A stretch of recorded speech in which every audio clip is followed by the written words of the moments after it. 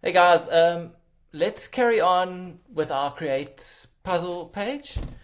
And from the previous video, we kind of ran into this issue where we were getting this error.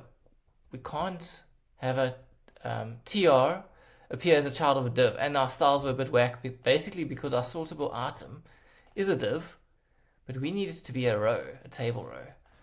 So I went away and kind of just thought about it a bit. And I think the easiest thing is just to basically copy this entire thing and we'll create another item specifically for table rows. So we'll do something like sortable table row and use it there. Sortable table row. And now we'll just simply change that. Remove some of these styles that were specific to the table, keeping everything else the same. And now all we need to do is export it. Sortable list table row equals sortable table row. So now we simply go like this: sortable table row. Move this stuff onto the table row itself. And I think we shouldn't have that issue anymore. Let's test it out. Still have that issue.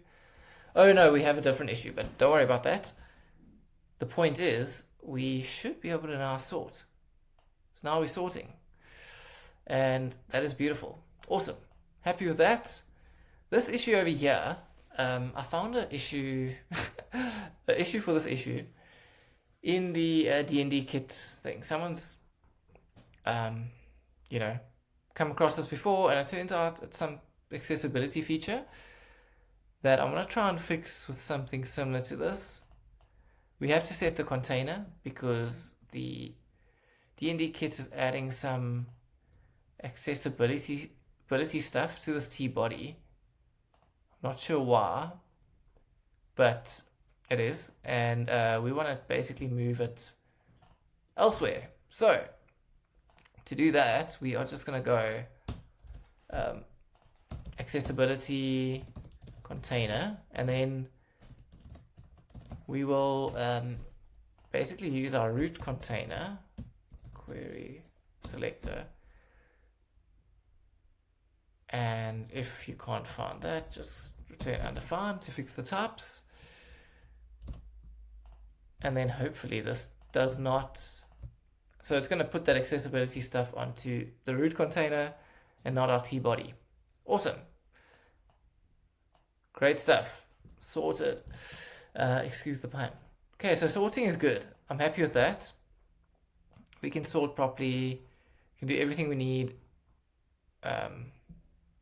Relating to images, we can now move on to the rest of the form, and that is going to be looking at things like I think the hint. So we just need to add some new state, a new field. Use state. We need to have max attempts in here, and use state default to 3. Great. What else do we need? We need a game over image. For the game over image, it can actually just be a file or null. And then the same thing for the success image. So let's just copy and paste. Success image, set success image. That's going to be the same thing. I think we don't need any other fields. Just confirm quickly. Go open up our little types package, puzzles, boom. Okay, we have date, images, hint, max attempt, success, game over. Cool. Happy with that. So to get the hint going, we're just going to do add another text input below the images. So we're going to say set hint. Type is going to be the default text. on change hint, and we're going to move all our logic as usual up into a callback, and just let Copilot finish up this function. Something's not right. Yes, cool, that should do it. Let's see, we've got a hint, so the game you play on road trips. Awesome. What does it look like when we attach images? Should just get pushed down. I'm happy with that. We can always move images into a new tab later, just to make this form a bit cleaner. But for now, this is good. Now we can do our max attempts. I might just go hint max attempts, select date. Let's just call it date. Date, add images, hint max attempts. I think that'll work. Max attempts. Type is going to be number. Minimum is going to be 0. Minimum is going to be 1, sorry. On change max attempts. Set max attempts. You don't like that? Oh, okay, we need to pass the number here, so we'll go pass int sorry, new max attempt, pass int, and we don't need to add the radix over here because the 10 is the default, and we set that there. But we also need to remember, could this be NaN? We don't want to set it if it's like not NaN, right? Is NaN. Not is NaN. New max. I don't think it's possible, but I'll just pop it in there in case. And let's test that out. This is just a little number input. That's weird. Is that the default? Text input. Number. Oh, you don't really show a number, do you? Okay, I don't really have a number example. I can live with that, it's okay. But if this was user facing, I might actually remove these arrows. I don't like that too much. And I think to do that, do something like appearance none, and then build it up again. Nope, that doesn't work. Where does that come from? Anyway, I'm not going to bother with that too much. It's not a huge issue. Point is, we can now edit our hint and our max attempts. And now we also want to add images for success and game over. So we'll do that in a very similar way to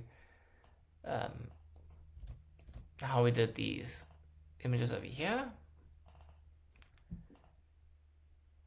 Except I don't know if I'm going to actually display the selected image. I might just use the default behavior where we won't allow multiple select, but if an image is selected, it'll actually display it here.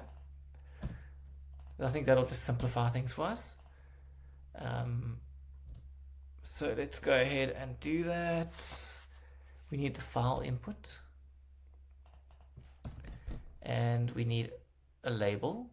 This is going to be a success image. Accept any, but don't allow multiple. File input ref, we probably need to change that to images file input ref, and this one can be called the success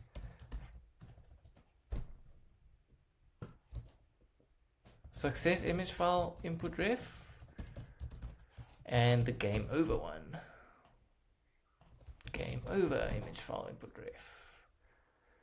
So you can use success. Just gonna leave. No, let's just do this quickly.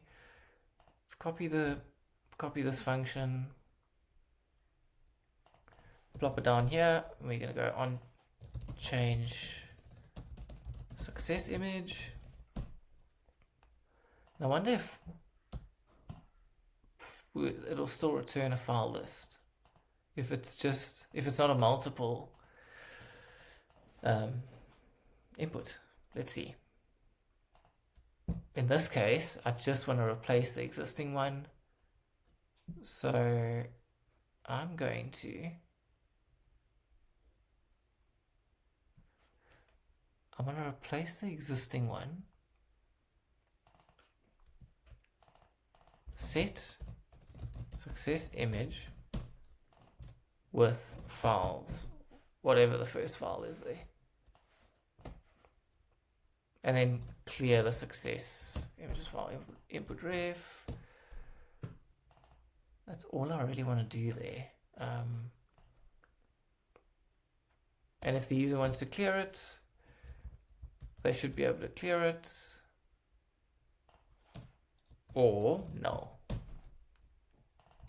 That should work. Holding thumbs, let's see.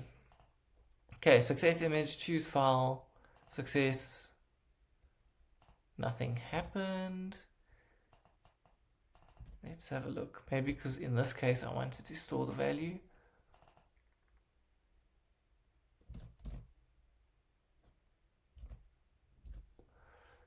Okay, let's go. Value equals success. Why is it not registering? Success image, yes. Does that work? Probably not.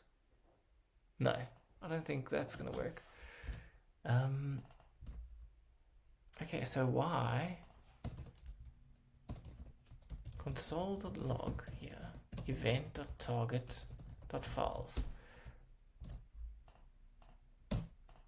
Is that even adding anything? Because it's not multiple anymore. There is a file, length is 1. So that's working. Let's have a look at what files looks like. So it's present, we're setting it. Using the first one. Don't clear the input ref, no wonder. I'm clearing it. And we don't want to do that. We just want to go. There we go. That's all I wanted. Nice. Okay, happy with that. We can repeat the same thing for the game over image. Game over image, file input ref, game over image. Clone this, unchange, game over image, set game over image. And don't need to use it just yet. This should also just work. Great stuff. Okay, happy with that. I think we got all our fields for our form. And yep, now we need to handle like some sort of submit and disable state. So the first question is where to put the submit button. We can put it at the bottom of the form, or we can put it on top here.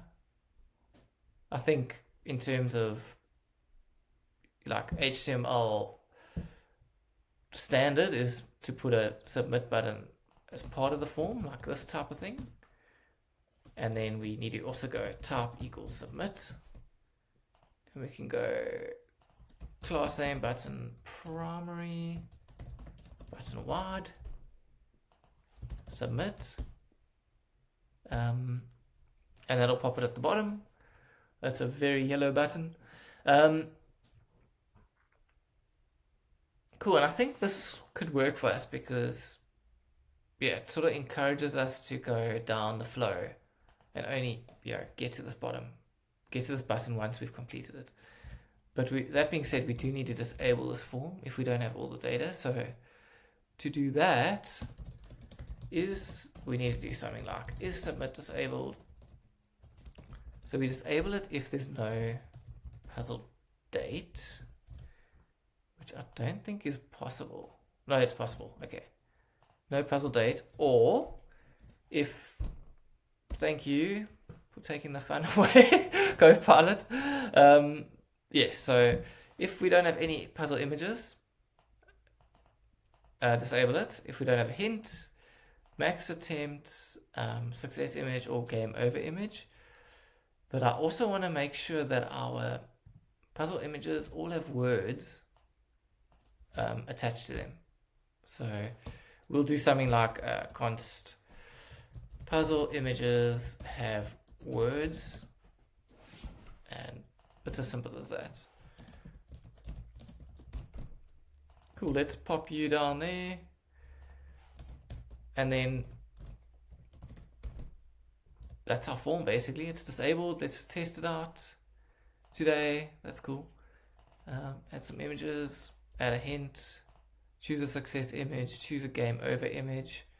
Still not enabled because we need to pop a word in there, and submit is now enabled. Great, awesome. We have a nice little form. This is so much easier than editing the UI in Firebase. So I'm happy we did this, especially when we save the data, because this is going to handle uploading the images. It's going to create the solution document. It's going to create the placeholder based on the word, and just automate a lot of stuff. And I'm quite happy with that. So up next, in the next video, we will tackle the actual